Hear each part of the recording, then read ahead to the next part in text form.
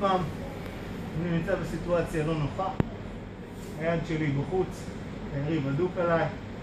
מה שאני עושה עכשיו זה שחייה עם הכתפיים למעלה, קיבוע עם היד של הרגל שלו, אומפה תוך כדי ליווי עם הרגליים ומעבר לסייד. שוב.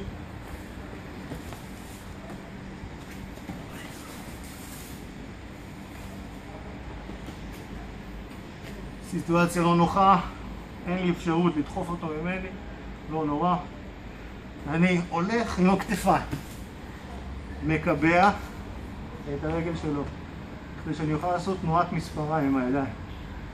תנועת הגזירה הזאת מאפשרת לי להוציא אותו משיווי משקל. אני מוציא אותו משיווי משקל תוך כדי שהרגל הפנימית שלי מלווה אותו, על מנת שאני אהיה עליו. אומפה, מספרת, מלווה, סדר סייד. שביעית, שמינית ואחרונה להיום.